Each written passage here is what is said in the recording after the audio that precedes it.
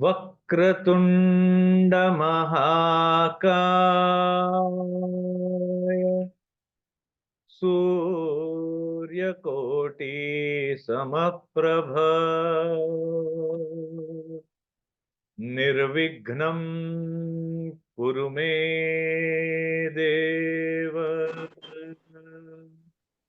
सर्वकार्येषु सर्वदा। ओम श्री महागणपतये नमः। शारदा शारदाम्भोज वदना वदनाम्भुजे सर्वदा सर्वदास्माकं सन्निधिः सन्निधिं क्रिया।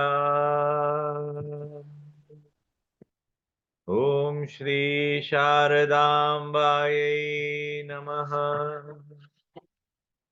गुरुर्ब्रह्मा गुरुर्विष्णु गुरुर्देवो महेश्वरः गुरुर्साक्षात् परब्रह्म तस्मै श्री गुरवे नमः। त्वमेव माता च पिता त्वमेव त्वमेव बन्धुश्च सखा त्वमेव त्वमेव विद्या द्रविणं त्वमेव त्वमेव सर्वं मम देव देव। वसुदेवसुतं देवं कंसचाणूरमर्दनम् देवकी परमानन्दम् कृष्णं वन्दे जगद्गुरुम्। मातृभ्यो नमः पितृभ्यो नमः आचार्येभ्यो नमः देवेभ्यो नमः मुनिभ्यो नमः ऋषिभ्यो नमः गुरुभ्यो नमः कुलदेवतायै नमः ग्रामादिदेवतायै नमः सर्वेभ्यो देवेभ्यो नमः सर्वाभ्यो देवताभ्यो नमः सर्वेभ्यो ब्राह्मणेभ्यो नमः। ये देते हैं।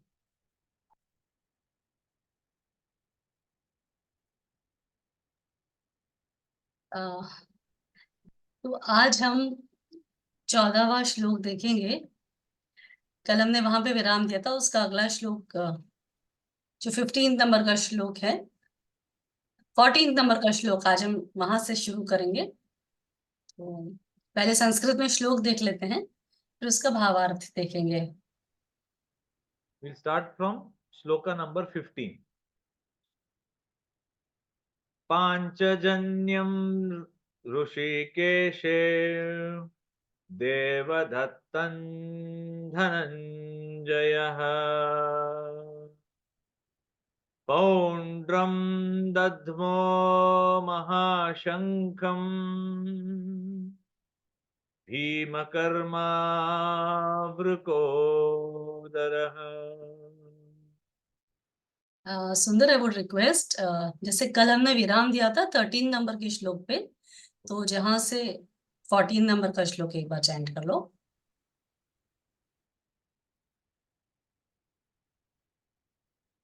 ततः श्वेतैर्हयैर्युक्ते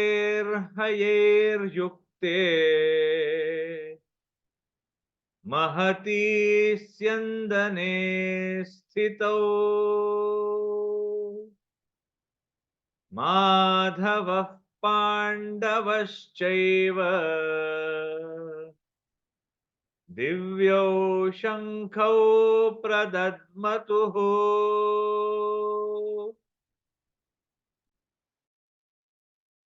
यहाँ पे संजय बता रहे हैं कि भीष्म पितामह शंखनाद करते हैं दुर्योधन को खुश करने के लिए, और जैसे ही भीष्म शंख का नाद करते हैं तो पूरी कौरव सेना में जोश आ जाता है, और इसके बाद सारे कौरव शंख बजाते हैं, भेरी नगाड़े का बहुत ऐसे शब्द गूंजता है आकाश में।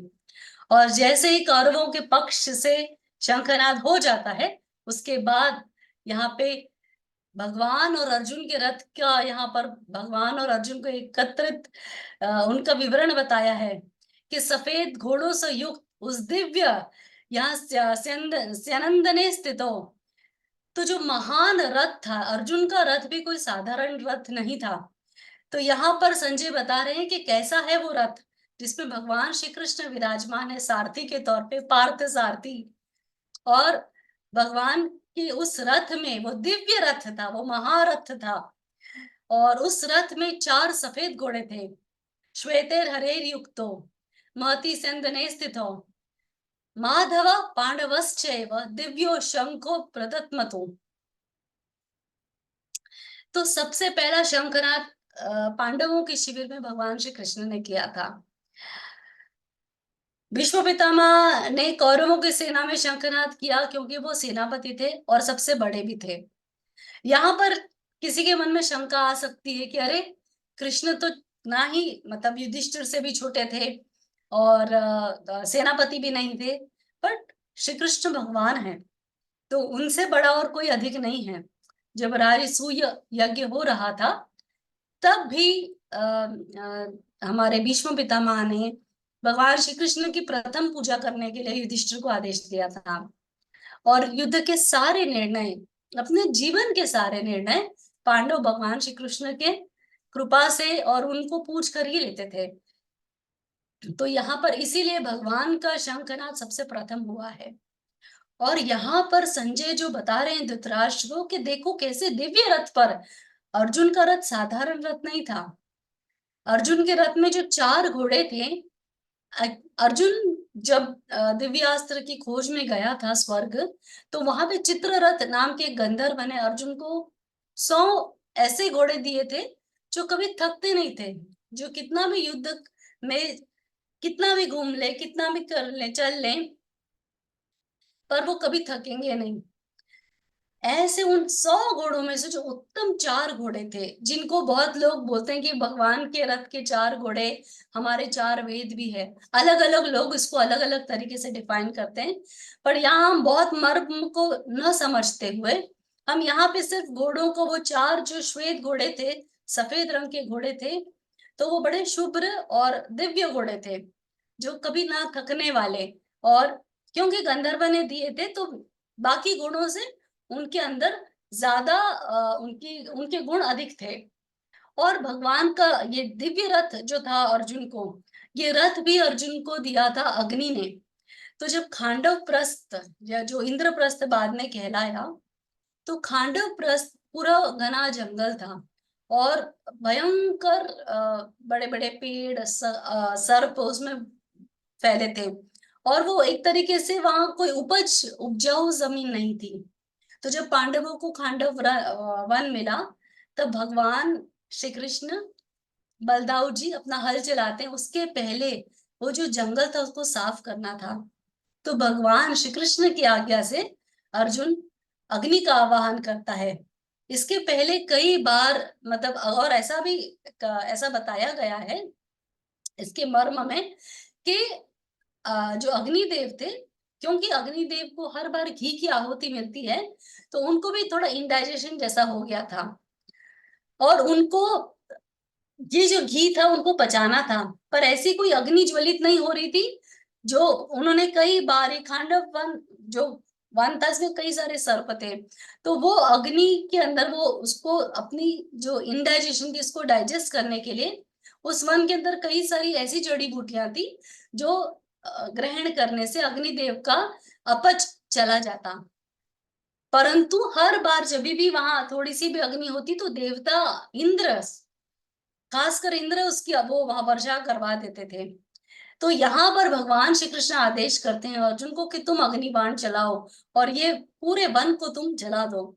और तब, क्योंकि भगवान की कृपा से, उनकी आज्ञा से, तब अर्जुन जब आवाहन करते हैं तो वो एक बार जो मंत्रित बाण होते हैं उसको आवाहन करने के बाद कोई देवता उसको रोक नहीं सकता है। तो ऐसे करके अग्निदेव बहुत खुश होते हैं अर्जुन से, क्योंकि वो खांडव वन की सारी जड़ी बूटियों से उनकी जो जीर्ण की परेशानी थी वो दूर हुई थी। और इसीलिए अग्निदेव ने अर्जुन को ये रथ, जो दिव्य रथ है, इसलिए बार बार स्यंदने स्थित उस रथ को दिव्यो वहां बता रहे हैं कि कैसा था वो रथ, कैसे थे वो शंख, वहां बताया है अर्जुन का रथ के बारे में। और ये रथ साधारण रथ भी नहीं था, नॉर्मल रथ से इसका जो शेप था वो बड़ा था। इसमें 9 से 10 बैलगाड़ियों जितना अस्त्र शस्त्र अर्जुन के रथ में समा सकता था। और इतना बड़ा भारी होने के बाद भी रथ में वजन नहीं था, तो बाकी रथों के हिसाब से बहुत तेजी से आगे भागता था। और ऐसे रथ में एक तो श्वेत दिव्य घोड़े, दूसरा दिव्य अग्नि का दिया हुआ रथ कपिध्वज, हनुमान जी जिस रथ में विराजमान हो, जो साक्षात धर्म ज्ञान का प्रतीक है। हम सब ने ये तो देखा है कि जब त्रेता युग था तो भगवान रामचंद्र जी के सारे काम संवारने वाले तो हनुमान जी थे, साक्षात ज्ञान का प्रतीक है, गुरु का प्रतीक है हनुमान जी। तो अर्जुन के रथ की ध्वजा पर, कपि ध्वज कहते हैं अर्जुन के रथ की ध्वजा को, भगवान श्री हनुमान जी विराजमान थे। तो बड़ा दिव्य रथ था अर्जुन का। और ऐसे दिव्य रथ में सबसे दिव्य जो थे, समस्त आकर्षण के आकर्षण, अखिल ब्रह्मांड नायक भगवान श्री कृष्ण विराजमान हैं। और वो सारथी के जैसे घोड़ों की लगाम, वेदों के वो 4 घोड़े अश्व, उनकी लगाम भगवान के हाथ में, सुंदर सुंदर सा पीतांबर भगवान ने धारण किया है। ऑलमोस्ट भगवान की उम्र तब 85 के थे भगवान, लेकिन वो तो पूरे काल चक्र को चलाते हैं, तो उनमें कभी भी वो ऐसे नहीं प्रतीत होते थे कि वृद्ध है। और सुंदर सा मोर पंख धारण किए हुए, घुंघराले से बाल, भगवान के रथ की लगाम, घोड़ों की लगाम अपने हाथ में है। और अर्जुन उतना ही तेजस्वी लग रहा है, क्योंकि नर में तो अर्जुन ही है, नारायण और नर एक साथ खड़े हैं उस रथ में, तो बड़ा दिव्य रथ है। तो संजय बताता है कि उस दिव्य रथ में विराजमान भगवान श्री कृष्ण और अर्जुन, और आगे आते हैं और भगवान श्री कृष्ण सबसे पहले शंखनाद करते हैं, और भगवान के बाद सारे लोग शंखनाद करते हैं। तो अगले श्लोक में हम देखेंगे, अगले 4-5 श्लोकों में हर किसी के शंखनाद की बात है। तो हम अगला श्लोक देखेंगे अब।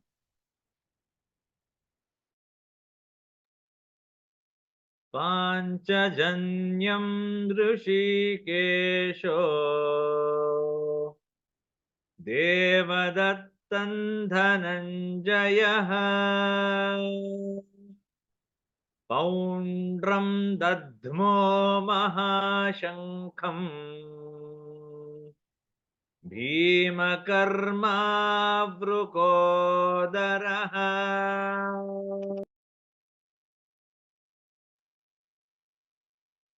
तो यहाँ पर संजय ने भी, मतलब वेद व्यास जी मैं बोलूं, बड़ा सुंदर चयन किया है शब्दों का।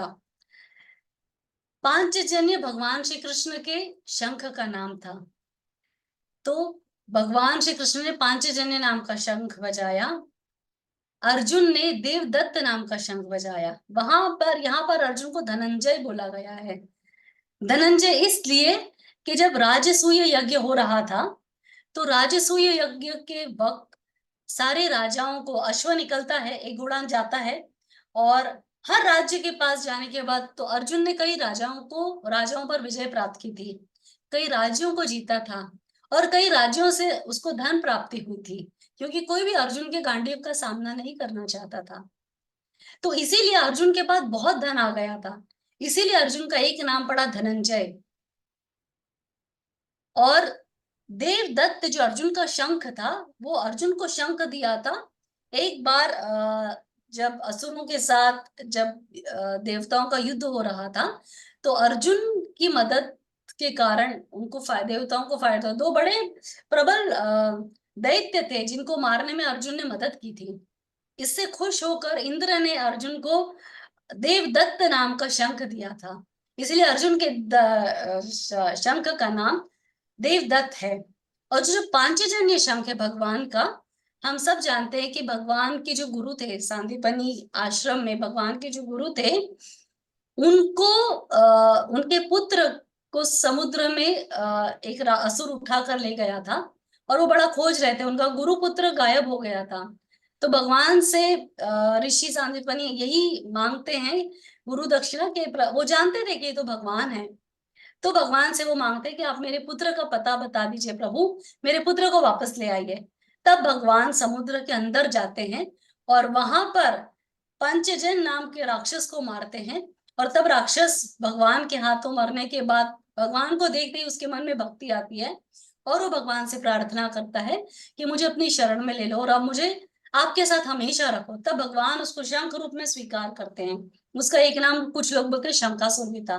तो उस शंख का नाम है पांचजन्य। तो बड़ा दिव्य शंख था भगवान श्री कृष्ण का पांचजन्य, और अर्जुन का शंख था देवदत्त। पौंड्रम दद्मो महाशंखम भीम क्रमा वृकोदर।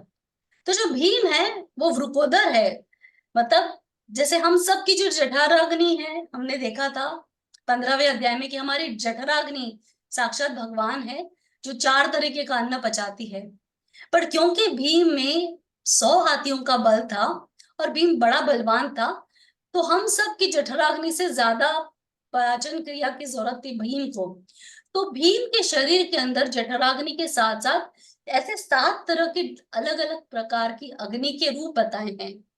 तो भीम के अंदर वृक नाम की अग्नि थी उसके उदर में, उसके पेट में, इसीलिए। और भीम ने महाग्रमी इसलिए बोला है कि हिडिंब, बकासुर और न जाने कितने सारे ऐसे बड़े बड़े राक्षसों को भीम ने मारकर गिराया था।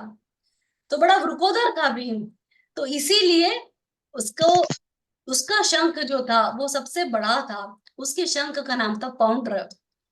इसके पहले वाले श्लोक में भगवान माधव पांडवश्चैव दिव्यो शंखो प्रदत्त मधु, तो यहाँ भगवान को माधव बोला है, श्री कृष्ण नहीं बोला है, श्रीनिवास नहीं बोला है, माधव।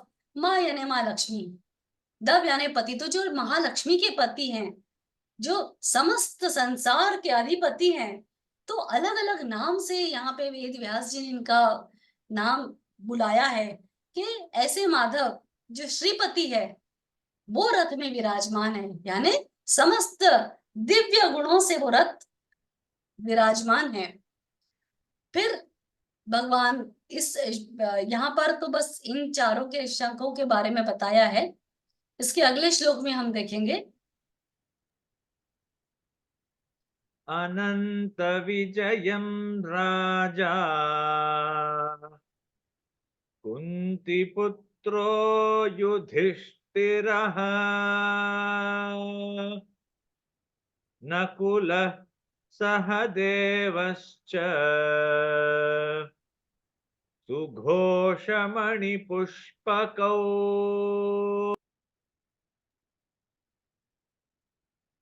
तो यहाँ पर हर बार बहुत ही सुंदर तरीके से सुबोधित किया है। तो यहाँ पर युधिष्ठिर को कुंती पुत्र बताया है, क्योंकि पहले 2 पांडव तो अर्जुन और भीम हुए, जो तीसरा पांडव है वो है युधिष्ठिर, कुंती पुत्र। पहले 2 कुंती पुत्र हुए, भीम और अर्जुन। तीसरा कुंती पुत्र है युधिष्ठिर। और नकुल और सहदेव तो माद्री के पुत्र थे, जो पांडु की दूसरी भार्या थी उसके उनके। तो इसीलिए यहाँ पर स्पेसिफाई किया गया है कि जो कुंती पुत्र युधिष्ठिर है उनका, और वो राजा है। जैसे दुर्योधन को संजय ने पहले राजा सुबोधित किया था, उसी तरह यहाँ पर युधिष्ठिर को राजा बताया है, उतना ही सम्मान दिया है। और ऐसे हमारे राजा जो हैं युधिष्ठिर, इनके शंख का नाम अनंत विजय है, और नकुल के शंख का नाम सुघोष है, और सहदेव के शंख का नाम मणिपुष्पक है। तो यहाँ पर सारे लोगों के शंख के नाम बताए, पांडवों के शिविर के।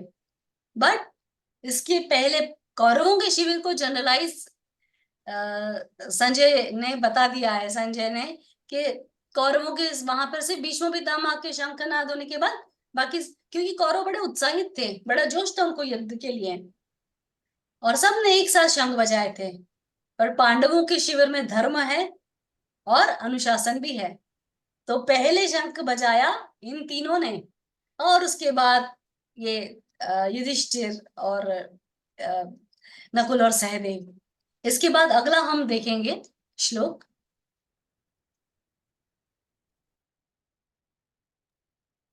काश्यश्च परमेश्वासः शिखण्डी च महारथः धृष्टद्युम्नो विराटश्च सात्यकिश्चापराजितः।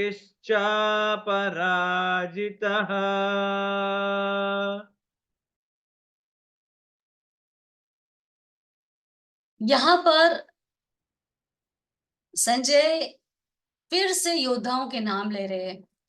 काशीराज और शिखंडी जो महारथी है, धृष्टद्युम्न, विराट, सात्यकी, ये ऐसे अजेय राजा है, इनके बारे में संजय फिर नाम लेके बता रहे कि अभी इनके बाद इन सब ने शंखनाद किया है। यहाँ पे काशीराज के साथ शिखंडी का भी नाम है, क्योंकि शिखंडी जो एक्चुअली अंबा, जो पहले के जन्म में भीष्म पितामह जो 3 कन्याओं को उठाकर लाए थे विचित्र वीर्य से विवाह करवाने के लिए, उसमें अंबा, अंबिका, अंबालिका थी। तो जो पहली कन्या थी वो अंबा थी, और अंबा का बिल्कुल मन नहीं था विचित्र वीर्य से शादी करने का, और इसीलिए वो अपने मन की बात बताती है और फिर उनको वापस भेजते हैं। और काशी के जो राजकुमार था, जो दूसरी जगह के राजकुमार थे, वो स्वीकार नहीं करते हैं, इसलिए अंबा वापस आती है भीष्म पितामह के पास कि आप मेरा वरण करो। और भीष्म प्रतिज्ञाबद्ध थे, इसलिए भीष्म ने उनको अस्वीकार किया था। तो अंबा को बहुत अपमान हुआ इस बात का, और उस अपमान के चलते उन्होंने परशुराम जी के पास वो जाती है, और परशुराम जी के पास खूब याचना करती है। तो परशुराम जी बोलते हैं कि चलो मैं जरूर भीष्म को इस बात के लिए दंड दूंगा। और फिर भीष्म का और परशुराम जी का युद्ध हुआ था, और भीष्म और परशुराम जी के युद्ध में भी इतना सुंदर भीष्म लड़ते हैं, इतनी निपुणता से लड़ते हैं, परशुराम जी भी बहुत प्रसन्न हो जाते हैं अपने शिष्य की शस्त्र विद्या देखकर, और वो अपने शिष्य को वरदान ही देते हैं। और तब अंबा वहां से बहुत दुखी होकर फिर जाती है। तब अंबा अपने शरीर का त्याग करती है और किसी गंधर्व से मिलती है, और फिर उसकी कृपा से फिर उनका जो लिंग परिवर्तन होता है, और तब शिखंडी के तौर पर वो जन्म लेकर वापस पुनः प्रकट होती है द्रुपद के घर। पर क्योंकि भीष्म पितामह सत्य जानते थे अंबा का, इसीलिए भीष्म पितामह ने कभी शिखंडी को नर नहीं समझा, पुरुष नहीं समझा। उन्होंने हमेशा शिखंडी को एक स्त्री की तरह ही देखा, क्योंकि शिखंडी के अंदर उनको हमेशा अंबा दिखती थी, और अंबा के अंदर का वो जो बदला था लेने का, जो उसको हमेशा से एक भाव था भीष्म पितामह के प्रति घृणा का, हमेशा भीष्म पितामह उसका अनुभव करते थे। बट यहाँ पर ये भी बताया है कि ये जो काशीराज का जो ये महारथी है शिखंडी, ये बड़ा बलवान थे, कोई साधारण नहीं थे, इनको बहुत अच्छी शस्त्र विद्या आती थी। वैसे ही वहां पे और बाकी महान योद्धाओं के जैसे धृष्टद्युम्न दिव्य पुत्र है, अग्नि का से प्रकट हुआ है धृष्टद्युम्न, और स्पेसिफिक कारण से प्रकट हुआ है। जैसे शिखंडी प्रकट जन्म हुआ था, वैसे ही धृष्टद्युम्न प्रकट हुआ है। वैसे ही विराट नरेश जो थे बड़े बलवान थे, वो भी उत्तरा के पिताजी। और सात्यकी, तो सात्यकी के बारे में तो बहुत, भगवान जिसको अपना सारथी कई बार बनाते थे, ऐसे सात्यकी ये तो अजय थे पांडवों की सेना में। तो ऐसे करके इसके अगले श्लोक में भी कुछ महारथियों के नाम लिए हैं, अगला श्लोक देखेंगे। द्रुपदो द्रौपदेयाश्च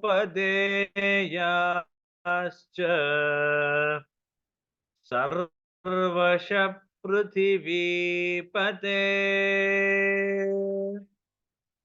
सौभद्रश्च महाबाहुः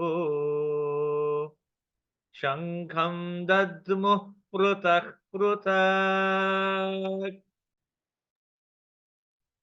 इस श्लोक में द्रुपद, द्रौपदी के पांचों पुत्र और जितने और भी राजा थे, और ऐसे राजा थे जो पृथ्वी को विजय कर ले, ऐसे ऐसे ये लोग हैं पांचों द्रौपदी के पुत्र, द्रुपद, और ऊपर जो बताए हुए महान योद्धा हैं वो। सौभद्रेश्च महाबाहो, सौभद्र को महाबाहु बोला है, जैसे भगवान श्री राम को आजानुबाहु बोलते हैं ना, बड़े बड़े बाहु है जिसके। भगवान श्री राम ऐसा कहते हैं कि नीचे बैठे थे और शिवलिंग ऊपर होता था रामेश्वरम का काफी ऊपर, तो भगवान की भुजाएं इतनी बड़ी थी कि नीचे बैठे बैठे भगवान अपनी भुजाओं से बेलपत्र चढ़ा लेते थे। तो वैसे ही सौभद्र, अभिमन्यु, सुभद्रा पुत्र अभिमन्यु का भी स्पेशलिटी यहाँ बता रहे हैं कि वो महाबाहु है, बड़ी बड़ी भुजाएं उसकी। और जैसे बहुत अच्छा योद्धा होता है ना, उसके कुछ गुण होते हैं कि जिसका चेस्ट ब्रॉड हो, जिसकी भुजाएं बड़ी हो, जिसका उदर पतला हो। तो ये कुछ एकदम परफेक्ट, जैसे हमारा फिगर होता है, जैसे अभी तो हम 8 पैक 6 पैक्स की बात करते हैं ना, तो वैसे ही यहाँ पे वो आजानुबाहु बड़ा बलवान योद्धा होता है। तो सुभद्रा का जो पुत्र है अभिमन्यु, जिसने चक्रव्यूह तोड़ा था द्रोणाचार्य का, बड़ा विकट होता है वो चक्रव्यूह, वो तोड़ने वाला जो है वो सुभद्रा पुत्र अभिमन्यु है, जिसकी बड़ी भुजाएं हैं, जो आजानुबाहु जैसा है। भगवान श्री राम को आजानुबाहु बोला गया है, तो यहाँ पर इसको महाबाहु बुलाया है, जिसकी बड़ी बड़ी भुजाएं हैं। और इन्होंने अलग अलग तरीके से अपने अपने जो दिव्य शंख इन सबके पास थे, अपने अपने शंख बजाए और बड़ा शंखनाद किया है। तो यहाँ पर सिर्फ यहाँ 10 से अधिक राजाओं के नाम संजय यहाँ पे धृतराष्ट्र को बता रहे हैं। ये सारा विवरण संजय बता रहे हैं धृतराष्ट्र को। पांडवों की सेना के बारे में, एक एक सेना के सदस्य के बारे में, एक एक योद्धा के बारे में नाम ले लेकर संजय ने अनुबोधित किया है। और कौरवों की सेना में से भीष्म पितामह का नाम लेकर, और द्रोणाचार्य के बारे में जो दुर्योधन जाता है, बस उतनी ही बात करके इतना बता दिया कि उनकी सेना में एक साथ शंखनाद हुआ। पर यहाँ संजय किसी एक पर्टिकुलर भाव के साथ वो बता रहे हैं कि देखो, पांडवों की सेना में इतने महान राजा, और कहीं ना कहीं संजय भी अंदर से जानते थे कि जिन जिन जो हमको बहुत अच्छा लगता है ना, या जो जिनकी हम क्वालिटीज एडमायर करते हैं ना, उनका नाम हम बार बार लेते हैं, उनको प्रतिबोधित करते हैं बार बार। सो ऐसे ही संजय जिन जिन को धर्मी मानते हैं, जिन जिन को महान मानते हैं, और जिन जिन को साधारण नहीं मानते, जिन जिन को अजेय महायोद्धा मानते हैं, उनका नाम लेके बता रहे हैं कि इनका शंखनाद हुआ, इनका शंखनाद हुआ, इनका शंखनाद हुआ। तो इसके बाद अगला श्लोक हम देखेंगे। सघोषो धार्तराष्ट्राणाम्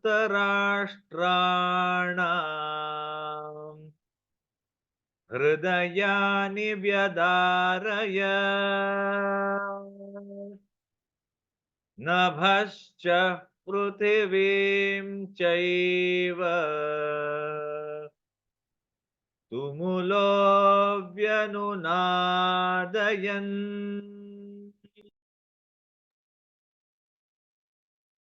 सो यहाँ पर ये जो घोष हुआ, शंखनाद हुआ, पांडवों के इसमें बहुत ज्यादा ढोल नगाड़े नहीं बजाए थे। शंखनाद इतना दिव्य और इतना भयंकर हुआ कि पूरा नभश्च पृथ्वींश्च, नभ और पृथ्वी दोनों में बड़ी हलचल हो गई। इतना भयंकर, इतना जोर से वो शंखनाद हुआ। एक एक योद्धा दिव्य था, महान था, और पूरी शक्ति के साथ जब हर योद्धा ने अपना शंख को फूंका है, तो वो जो नाद एक पूरे वातावरण में फैला है, उससे पूरी पृथ्वी और पूरा आकाश एकदम उनके अंदर बाहर से हर कण कण में वो नाद फैल गया। और इतना भयंकर वो नाद हुआ कि जो धृतराष्ट्र थे, धृतराष्ट्रों के यानी धृतराष्ट्र के पुत्र, यहाँ संजय बता रहे हैं, कोई नहीं बोल सकते कि तुम्हारे पुत्र, धृतराष्ट्रों के, जो धृतराष्ट्र के जैसे कौरव है, जो धृतराष्ट्र के पुत्र है, उन सब के हृदय हृदय विदीर्ण हो गए, वो भयंकर घबरा गए। हमने कल ये भी देखा था कि शंखनाद, शंख धर्म का प्रतीक है। भगवान श्री विष्णु के हाथ में चतुर्भुज रूप में एक भुजा में शंख रहता है, क्योंकि वो धर्म का प्रतीक है। तो जब पांडवों की सेना में इतना भयंकर शंखनाद हुआ, तो जो अधर्मी थे दूसरी सेना में, क्योंकि दुर्योधन की सेना में अधिक से अधिक अधर्मी थे, जो उसकी स्व इच्छा से दुर्योधन के लिए प्राण त्यागने आए थे, और पांडवों की सेना में सारे धर्मी थे। भगवान श्री कृष्ण तो धर्म का प्रतीक है, तो इसीलिए उस शंखनाद से उन अधर्मियों के हृदय कांपने लगे, और इसी के कारण वो बहुत भयभीत हो गए। तो हर बार जब भी जहां भी धर्म होता है, जहां सच होता है, सच हमेशा अकेला होता है, झूठ और फरेब हमेशा झुंड में जाते हैं, सिंह एक होता है, लोमड़ी लकड़बग्गा ये सब हमेशा ग्रुप में जाते हैं। तो यहाँ पर संजय ये भी क्लियरली धृतराष्ट्र को बता रहे हैं, धृतराष्ट्र को इस बात का आभास करा रहे हैं संजय, कि किस तरह आपकी सेना, जो कौरवों की सेना है, जो कई सारे अधर्मियों को मिला मिलाकर बनी थी, वो सेना का हृदय विदीर्ण हो गया, और ऐसा भयंकर पांडवों की सेना का शंखनाद हुआ है, साक्षात धर्म जोर से अट्टहास कर कर गूंज लगा रहा है, ऐसा प्रतीत हो रहा है। इसके अगले वाला श्लोक देखेंगे। अथ व्यवस्थितान् दृष्ट्वा धार्तराष्ट्रान् कपिध्वजः प्रवृत्ते शस्त्रसम्पाते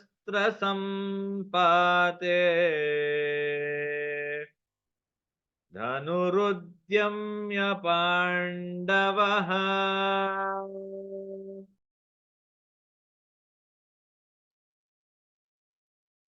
तो सॉरी, सुंदर से जो व्यवस्थित खड़ी सेना थी धृतराष्ट्र की, उनको देखने के बाद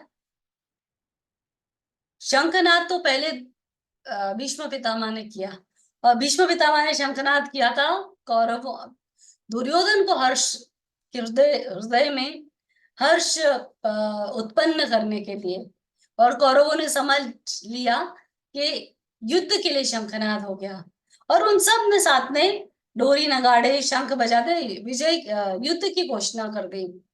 और क्योंकि कौरवों ने शंखनाद किया, युद्ध की घोषणा कर दी ढोल नगाड़े बजाकर, तो पांडव बाध्य थे, और श्री कृष्ण जो धर्म का प्रतीक है, इसीलिए भगवान ने शंखनाद किया।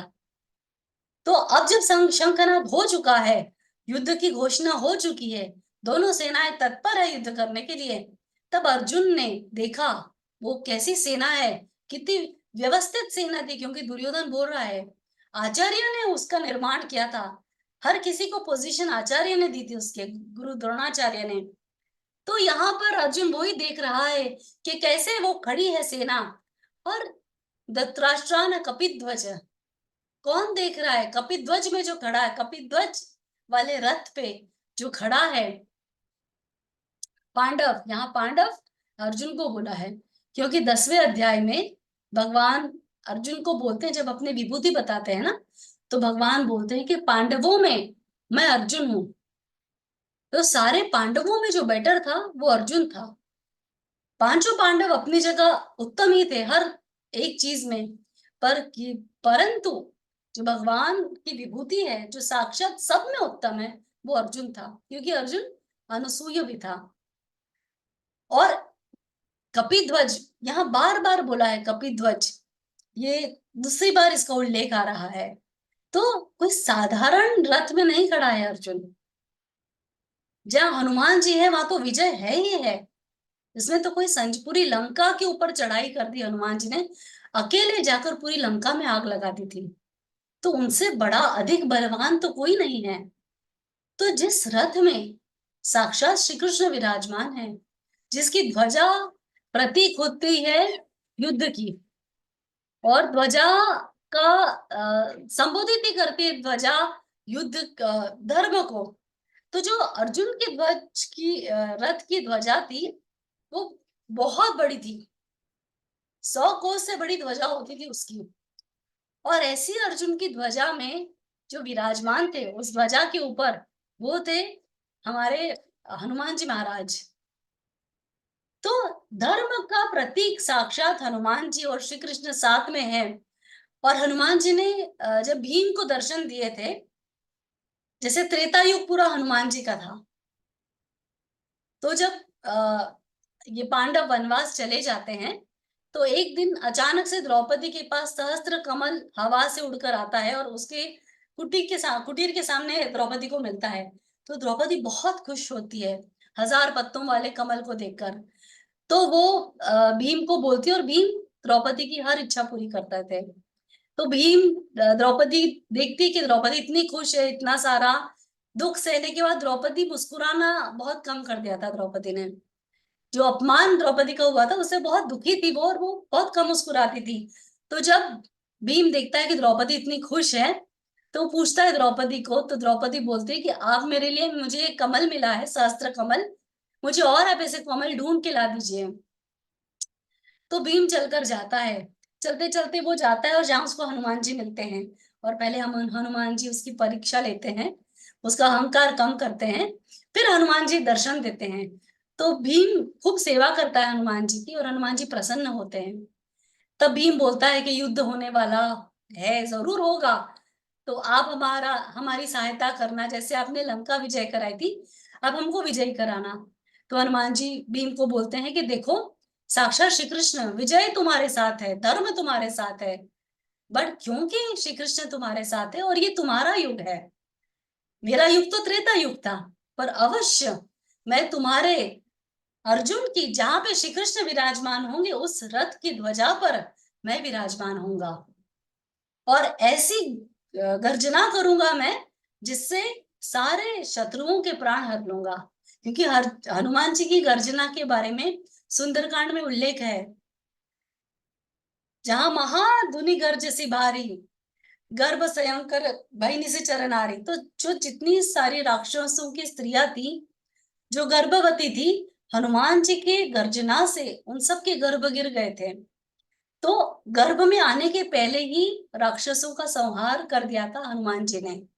ऐसी भारी गर्जना करते थे हनुमान जी। तो हनुमान जी ने वचन दिया है भीम को कि जहां जिस रथ पर श्री कृष्ण रहेंगे, जहां नरों में उत्तम नर अर्जुन रहेगा, उस रथ की ध्वजा पर, क्योंकि कृष्ण को तो हनुमान जी छोड़ नहीं सकते ना, साक्षात राम है, उस रथ की ध्वजा पर मैं जरूर रहूंगा, और वहां से मैं गर्जना करके शत्रुओं के प्राण हर लूंगा।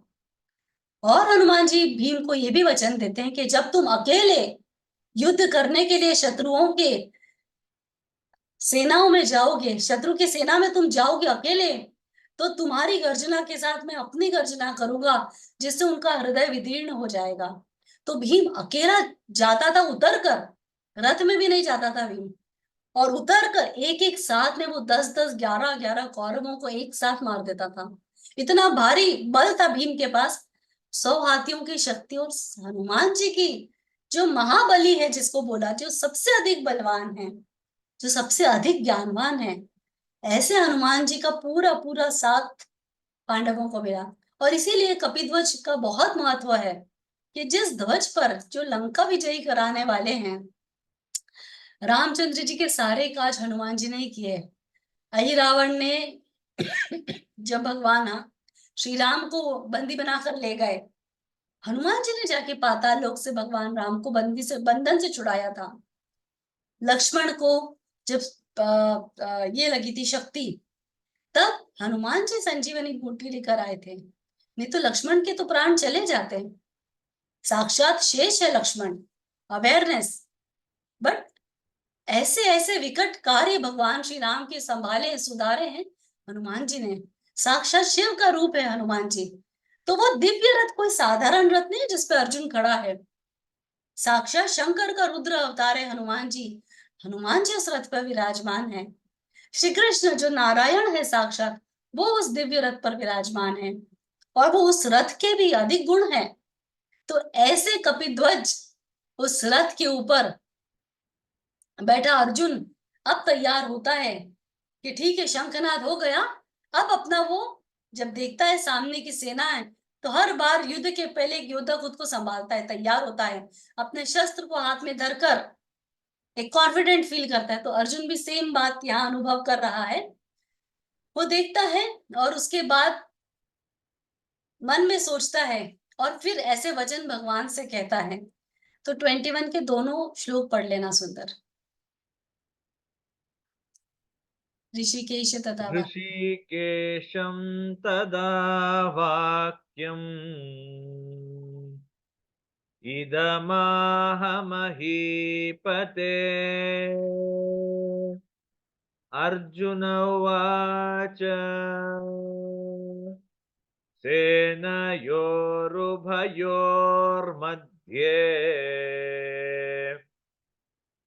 रथं स्थापयमेच्युत।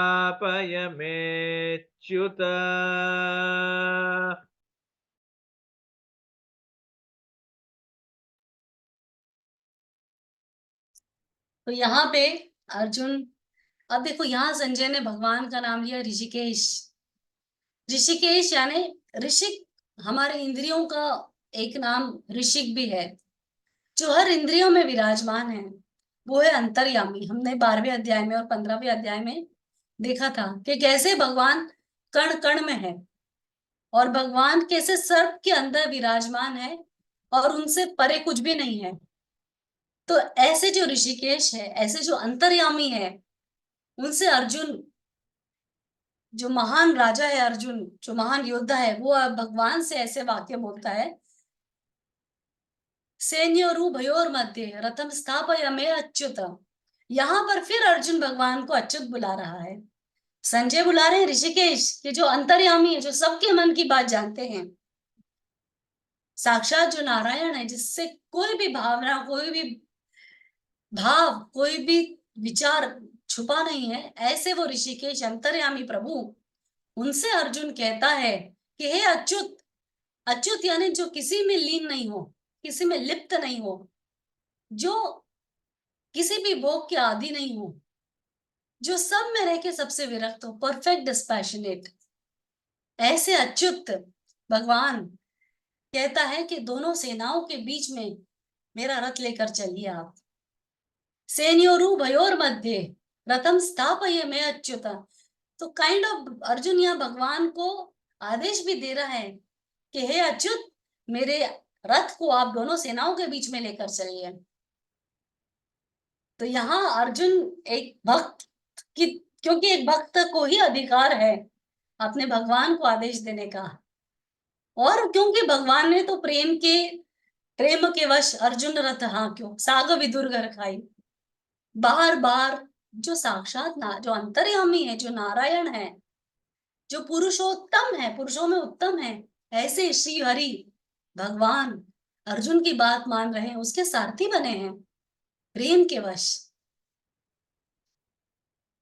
से। जो विदुर जी थे, उनके घर भी जाकर साग सब्जी खाई थी। एकदम भगवान ने केले के छिलके दिए थे उनकी बीवी ने। विदुराई जो थी, भगवान को देख इतना खुश हो गई थी कि समझ में नहीं आया मैं क्या करूं। तो विदुर जी आने के पहले वो केले का छिलका निकालती है और केला साइड में रखकर छिलका भगवान को खिलाती। इतनी प्रेमवश हो गई थी वो कि भगवान को देखकर आनंदित हो गई। सो ऐसे भगवान अपने भक्त का आदेश सुन रहे हैं और भक्त आदेश दे रहा है यहाँ पे अर्जुन को, सेनयोरु भयोर मध्य रथ स्थापय में अच्युत, हे अच्युत मेरे रथ को इन दोनों सेनाओं के बीच में आप लेके चलो। इसका अगला श्लोक देखेंगे।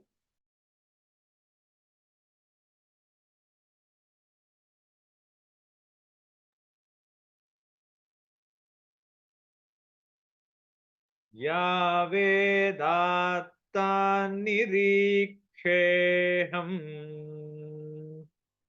योधुकामानवस्थितान् कैर्मया सह योधव्यम् अस्मिन् रणसमुद्यमे।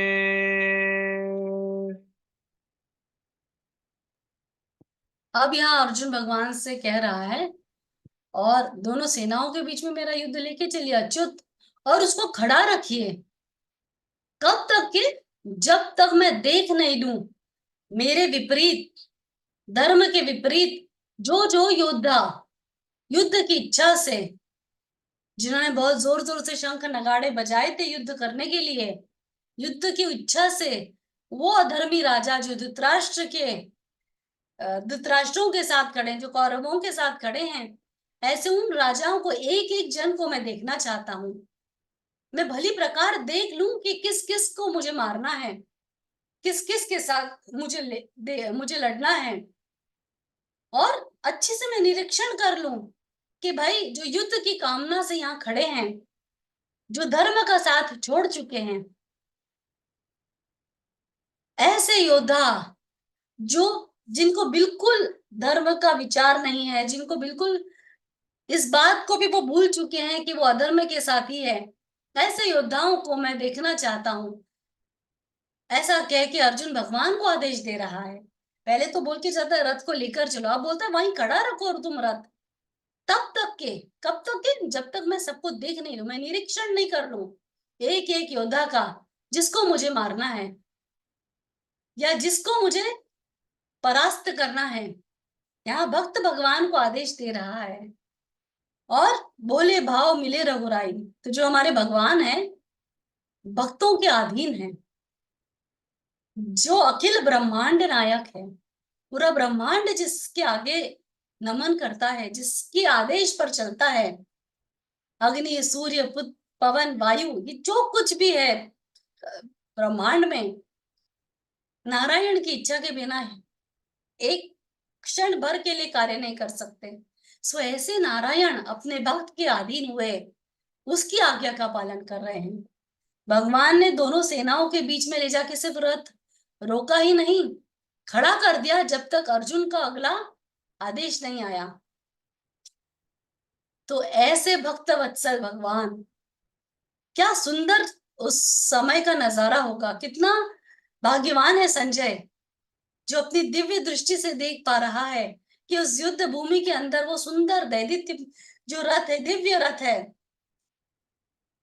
जिस रथ की ध्वजा पर श्री हनुमान जी महाराज विराजमान हैं, जिस रथ के सारथी श्री कृष्ण है, पार्थ सारथी है भगवान, और अर्जुन जैसा अनसूय भक्त भगवान का उस रथ पर विराजमान है, जो हर प्रकार से दिव्य है वो रथ, जो अलौकिक घोड़े जिस रथ में है, अजेय घोड़े जिस रथ में जुते हुए हैं, ऐसे दिव्य रथ को देख रहा है संजय कि दोनों सेनाओं के बीच में भगवान को अर्जुन आदेश कर रहा है, और वो करुणावत्सल भगवान, करुणा निधान, अपने भक्त की बात मानते हुए, आज्ञा मानते हुए दोनों सेनाओं के बीच में रथ लेकर जाकर खड़ा कर चुके हैं। और जैसा अर्जुन का आदेश था उसी प्रकार भगवान ने एकदम लगाम रोक ली है घोड़ों की। अब अगला श्लोक हम देखेंगे। योत्स्यमानानवेक्षेऽहम् य एतेऽत्र समागताः धार्तराष्ट्रस्य दुर्बुद्धेः युद्धे प्रियचिकीर्षवः।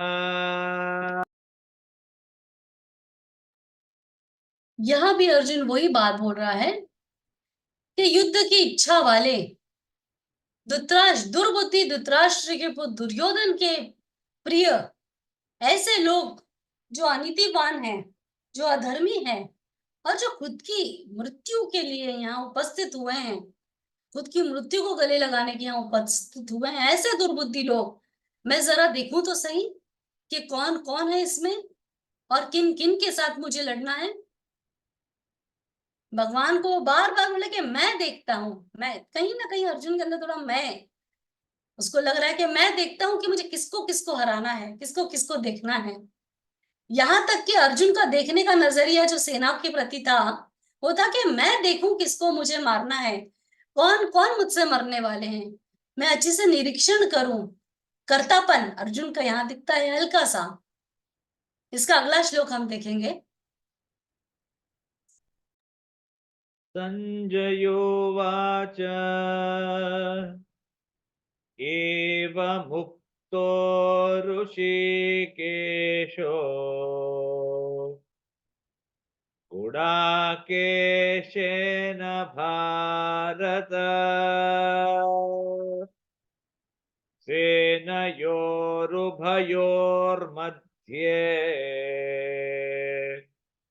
स्थापयित्वा रथोत्तमम्। इस श्लोक में संजय बता रहे हैं अर्जुन के ऐसे वाक्य सुनकर ऋषिकेश भगवान श्री कृष्ण ने क्या किया। अंतर्यामी, फिर यहाँ पे अंतर्यामी अनुबोधित कर रहा है, अंतर्यामी के नाम से बुला रहा है भगवान को। संजय बुला रहे हैं, संजय बोलते हैं गुड़ाकेश न भारत, जो गुड़ाकेश है अर्जुन, अर्जुन को यहाँ पे गुड़ाकेश बोला है। क्यों? क्योंकि अर्जुन कैसा है जिसने निद्रा पर विजय प्राप्त कर ली, अपने आलस्य पर विजय प्राप्त कर ली। तो यहाँ पर उसने अपनी इंद्रियों पे विजय प्राप्त कर ली है अर्जुन ने, इसीलिए भगवान उसकी बात सुन रहे हैं। तो भगवान यहाँ संजय का गुड़ाकेश बोलने का तात्पर्य भी अर्जुन के लिए ये है, एक तो उसको भारत करके संबोधित किया है कि वो कोई साधारण नहीं है, महान राजा है भारत का वो, और गुड़ाकेश है। एक तो उसके घुंघराले से बाल थे अर्जुन के भी, और दूसरा उसने निद्रा पर विजय प्राप्त थी। कई वर्षों तक के अर्जुन सोए नहीं थे, उन्होंने निद्रा को जीत लिया था। और निद्रा को जीतना कोई छोटी बात नहीं है। योग माया का सबसे अभिन्न अंग है निद्रा, जो आलस्य हमको देती है, जिस पर विजय पाना बड़ा कठिन है। तो यहाँ पर संजय ये भी बताने को कोई साधारण नहीं है योद्धा अर्जुन, महासंयमी है, अपनी इंद्रियों पे विजय प्राप्त करने वाला वो इंद्रेश है, जिसने इंद्र जैसे का मन मोह लिया है अपने। तभी तो देवदत्त नाम का शंख दिया ना इंद्र ने, क्योंकि इंद्रियों पे विजय पाया है अर्जुन ने। जिसने इंद्रियों पे विजय पा लिया वो तो खुद भगवान से कम नहीं ना, दिव्य बन जाता है, वो देवता तो बन ही जाता है, क्योंकि उसका मन बुद्धि सब कुछ उसके कंट्रोल में है। सो ऐसा है अर्जुन गुड़ाकेश। और जैसे उस गुड़ाकेश अर्जुन ने बोला, जैसे उस महासंयमी अर्जुन ने बोला, और भगवान जैसे हमने 12वें अध्याय में भी बोला था, मैया फिर तो मनोबुद्धिर यो मत भक्त समय प्रिय, जिसने अपने मन बुद्धि मुझ में लगा दी है। मन बुद्धि तभी भगवान में लगती है जब मन बुद्धि संयम में हो, कंट्रोल में हो। तो ऐसा जो अर्जुन है वो गुड़ाकेश है, जो संयमी है, इंद्रियों पे विजय प्राप्त कर चुका है, मन को जीत चुका है अपने। तो वो असाधारण योद्धा भगवान को जब आदेश देता है तो भगवान उसके आदेश के अनुसार दोनों सेनाओं के बीच में रथ ले जाकर खड़ा कर देते हैं। और फिर भगवान अर्जुन से जो वचन कहते हैं वो अगले श्लोक में हम देखेंगे।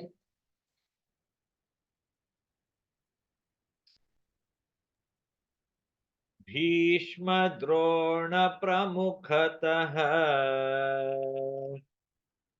सर्वेषां च महीक्षिताम् उवाच प्रार्थपश्यैतान् समवेतान् कुरुनिति।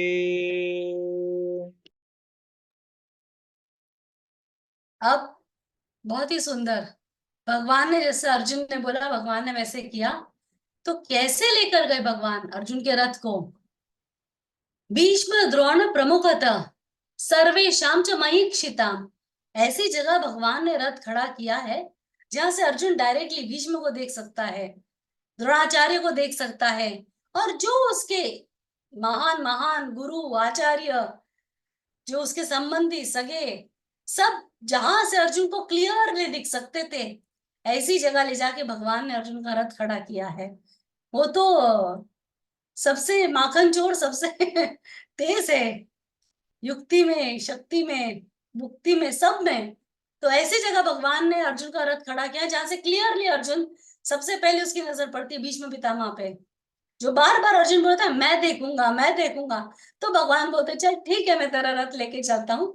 और ठीक उसी जगह भगवान दोनों सेनाओं के बीच में खड़ा करते हैं जहां से अर्जुन क्लियरली देख सके इसको, भीष्म पितामह को, गुरु द्रोणाचार्य को, कुल गुरु कृपाचार्य को, विकर्ण को, और उसके कई सारे मित्र सखा संबंधी, उन सब के सामने जहां अर्जुन की शरीर की सब पर समान नजर पड़ सके। और फिर भगवान अर्जुन से जो कहते, उवाच पार्थ पश्येतान, बोलते हैं देख पार्थ, ये सामने जो कुरु सेना है इनको तू अच्छी से देख। अब भगवान अर्जुन को बोल रहे हैं, अब भगवान का दृष्टिकोण यहाँ लग रहा है। अभी तक अर्जुन बोल रहा था मैं सबको देखूंगा, मुझे खड़ा करूं, खड़ा भी हो जाता है अर्जुन। पर जब भगवान अर्जुन का ध्यान लेके जा रहे हैं ना यहाँ पे कि हे पार्थ तू देख, यहाँ पर ये कौरवों की सेना है, और अब भगवान उसको आगे बताते हैं कि किसको तू देख। तो दोनों श्लोक साथ में, वो तीनों लाइन पढ़ लो अर्जुन उवाच के पहले तक का। तत्र पश्य स्थितान् पार्थः पितॄनथ पितामहान् आचार्यान् मातुलान् भ्रातान् पुत्रान् पौत्रान् सखींस्तथा श्वशुरान् सुहृदश्चैव सेनयोरुभयोरपि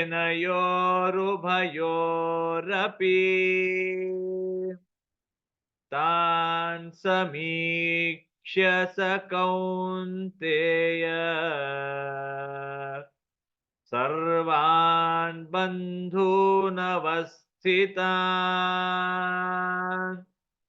कृपया परयाविष्टो विषेदन्निदमब्रवीत्। अर्जुन उवाच दृष्ट्वेमं स्वजनं कृष्ण युयुत्सुं समुपस्थितम्।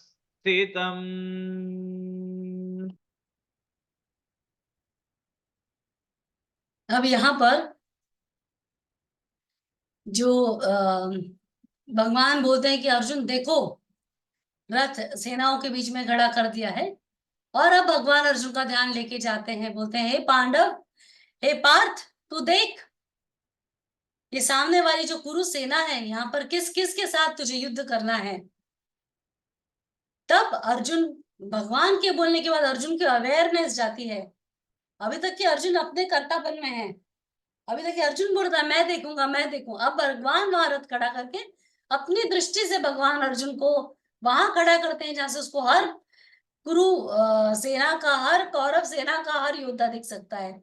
और कैसी जगह, सबसे पहले जहां उसको भीष्म पितामह दिखते हैं, गुरु द्रोणाचार्य दिखते हैं, और फिर उसके जो जितने सारे एंसेस्टर्स थे, जो पिता के समान थे, काका, चाचा, दादा, परदादा, जो जो उस उम्र के थे, भीष्म पितामह के मित्र रहे होंगे, उनसे थोड़े कम, वो फिर पोते पोते, अलग अलग जितने संबंध थे, मित्र अलग अलग प्रकार के, आचार्य, मातुलान भ्रातु, मामा के बच्चे, बुआ के बच्चे, अलग अलग तरह से उस नगरी में जितने जितने, और पूरे भारतवर्ष में जितने संबंधी थे अर्जुन के, भगवान ऐसी जगह उसको खड़ा करके बताते हैं कि देख सामने की सेना देख। और तब अर्जुन का ध्यान जाता है कि कौन कौन है उस सेना में। मेरे गुरु द्रोणाचार्य, मेरे दादा भीष्म, मेरे कुल गुरु कृपाचार्य, मेरे भाई जो मेरे मामा के बच्चे हैं, मेरे भाई जो दुर्योधन और कौरव हैं, और ऐसे कई सारे मेरे मित्र जो अपने प्राण त्यागने के लिए वहां खड़े हुए हैं। कुछ ससुर है, जैसे दुशाला, दुर्योधन की पत्नी का, दुर्योधन की बहन का जयद्रथ था, बहनोई है। कुछ ससुर है, उसके मामा दिखते हैं उसको, शल्य, उस वहां पे। वो जब उस सेना के बीच में खड़ा है तब उसका एकदम ध्यान जाता है, और अपने सगे संबंधियों को देखकर अर्जुन के मन में बड़ी एक विदीर्ण सी भावना उत्पन्न होती है, और उसके मन में एक करुणा उत्पन्न होती है, और साथ ही साथ शोक भी उत्पन्न होता है। ये सारे मेरे संबंधी अनुसूय है ना अर्जुन। इसीलिए वो देखता है कि हे हे केशव, ये तो मैं किसके साथ युद्ध करने जा रहा हूँ। जब भगवान उसको दिखाते हैं और अर्जुन खड़ा होकर एक एक को देखता है, तो वो पाता है ये तो मेरे ही सगे संबंधी है, इनके साथ लड़ूंगा मैं। और अर्जुन ये तो जानता था जिसके साथ पांडव लड़ने के लिए खड़े हो, श्री कृष्ण की कृपा में वो तो बचना नहीं है। तो अर्जुन के मन में एक अजीब सी करुणा उत्पन्न होती है, और उस करुणा कंपैशनेट है अर्जुन, इसीलिए करुणा उत्पन्न हो रही है उसके मन में। और जैसे ही वो देखता है कि ये तो सारे मेरे संबंधी है, कोई मित्र है, कोई दादा है, कोई ससुर है, कोई पोता है, कोई मेरे पुत्री का पति है, कोई ना कोई मेरा सगा संबंधी है, कोई आचार्य है, कोई गुरु है, क्या मैं इन सबको मारने के लिए आया हूं। उसको एकदम जो ज्ञान, इसका जो भ्रम टूटता है, और जो उसको रियलिटी दिखती है, अवेयरनेस, एकदम प्रेजेंट मोमेंट में आ गया अर्जुन यहाँ पर प्रेजेंट मोमेंट में आके क्या हुआ है, मोहित हो गया है वो। क्योंकि कृष्ण ने उसका ध्यान देखा कि देख कौन कौन है तू जिसके साथ युद्ध कर रहा है। तो जैसे ही वो अपने संबंधियों को देखता है, उसके उसको पुरानी यादें, मेमोरी आती है, अरे इनके साथ, आचार्य के साथ तो मैंने शस्त्र विद्या सीखी है, भीष्म पितामह की तो गोदी में मैं बैठा हूं, क्या मैं इनको मारूंगा। कितने सारे आचार्य हैं जिन्होंने मुझे कहीं ना कोई तरीके का ज्ञान दिया है, मेरे मित्र है जिनके साथ में उठा बैठा हूं, मैं शिकार खेलने गया हूं, ऐसे मेरे मित्रों को मैं मार दूंगा। मेरे वंशज है, मेरे गुरु वंश के हमारे कई सारे सगे संबंधी हैं, क्या मैं इनका नाश कर दूंगा। ये सोचते ही, ये इस बात पर ध्यान जाती, अर्जुन के मन में एक अजीब सी करुणा उत्पन्न हुई उस मोह से, जो उसको अपने ममता के ताग जो थे ना, वो उसके मन में वो ममता के धागे जाग गए, कनेक्ट हो गए वहां पर सारे उसके कनेक्शंस। और अर्जुन बड़ा उदास हो गया, अचानक उसको बड़ा विषाद हुआ ये देखकर, और बड़ी कृपा भरी वाणी से, करुणा भरी वाणी से अर्जुन भगवान से कहता है कि हे कृष्ण, स्वजनम कृष्ण युत्सु समुपस्थितम द्विष्टेमं स्वजनम कृष्णम युयुत्सम समुपस्थितम। मैं देखता हूं, तो मैं क्या देख रहा हूं कि मेरे स्वजन, मेरे अपने लोगों के साथ, मेरे लिए, मेरे अपने लोग मेरे साथ युद्ध के लिए खड़े हुए हैं। हे कृष्ण, क्या मुझे इनका संहार करना है। और बड़ा भयभीत सा, बड़ा उदास सा, बड़ा विषाद उत्पन्न हुआ मन में उसके, और बड़ा एक नीरस हो गया अर्जुन, और एकदम मोहित हो गया, भ्रमित हो गया मोह के कारण। और भगवान को ऐसे वचन बोले कि क्या प्रभु मुझे इनसे लड़ना है, अपने स्वजनों के साथ, जो मेरे अपने हैं, जिनको मैं जानता हूं। अभी तक कि अर्जुन गुड़ाकेश था, जहां उसको मोह नहीं था ना इंद्रियों। सबसे लास्ट वाला जो मोह विजय करने वाला है ना, वो इंद्रियों का मोह है। क्योंकि संसार से हम विरक्त हो सकते हैं। एक जो सांख्य योगी है, जो बड़ा साधक है, वो बाहर से अपना मन तो निकाल लेता है, संसार से मन तो हटा लेता है, बट खुद के शरीर से, खुद की कीर्ति से, खुद के नाम से, खुद के आदर से, खुद के मान अपमान से अपना मन वहां से विरक्त करना बड़ा कठिन है। पर क्योंकि अर्जुन गुड़ाकेश है, मन विजय कर लिया था। यहाँ पर हमको मन का एक और स्वभाव पता चलता है कि कितना प्रबल है उस मन, और ये संसार का मोह, कि इतना ज्ञानी, इतना गुड़ाकेश अर्जुन है, पर जैसे ही भगवान ने उसकी दृष्टि अपने संबंधियों की तरफ लेकर गए, तुरंत अर्जुन को वापस, जो गुड़ाकेश इंद्रिया विजयी है, उसको मोह हो गया। एकाग्रचित्त अर्जुन के जैसा कोई नहीं था। एक तत्व अभ्यास, जो पतंजलि योग सूत्र में बोलते हैं, एक तत्व अभ्यास, कि भाई उसके अलावा और कुछ नहीं, वो ही मेरा लक्ष्य है। अर्जुन ने जब मछली की आंख भेदी थी, जब जो पक्षी था उसकी आंख भेदी थी, एक तत्व अभ्यास, एकाग्रचित्त था अर्जुन, जिसका मन बिल्कुल उसके कंट्रोल में था, एकाग्रचित्त, जिसका चित्त, जिसका मन दोनों उसके कंट्रोल में है। ऐसा अर्जुन मोहित हो गया तो कोई साधारण बात नहीं है। तो यहाँ पर हम ये भी देख सकते हैं कि संसार की जो माया है कितनी प्रबल है। अर्जुन जैसा महान योगी, महान योद्धा, जो खुद गुड़ाकेश है, जो खुद इंद्रिय विजयी है, जिसका खुद मन पर संयम है, जिसका मन जिसके कंट्रोल में है, ऐसा अर्जुन, इतना महान योद्धा, इतना महान साधक, घनघोर तपस्या करी थी, पशुपति अस्त्र मिलने के लिए साक्षात शिव के दर्शन हुए थे। युद्ध के पहले रणचंडी ने खुद, महादुर्गा ने आकर अर्जुन की तपस्या से उसको आशीर्वाद दिया था। ऐसे अर्जुन को जब मोह हुआ तो कोई साधारण नहीं है अर्जुन। जब अर्जुन जैसा महान योद्धा मोहित हो सकता है, तो आप और मैं तो बहुत ही एकदम साधारण लोग हैं। हम लोग तो हम कितना मोहित है। तो यहाँ पर ये भी भगवत गीता हमको ये भी सिखा रही है यहाँ पे, कि जहां जहां हमारा मोह है ना, जैसे हमने देखा था ना, 3 तरह के की हमारा मोह होता है, पुत्रेष्णा, एक धनेष्णा, और एक परिवार के प्रति, स्वयं के प्रति, एक जो हमारी इच्छा होती है, इच्छा होती है। ये 3 चीजों में मनुष्य बाध्य है।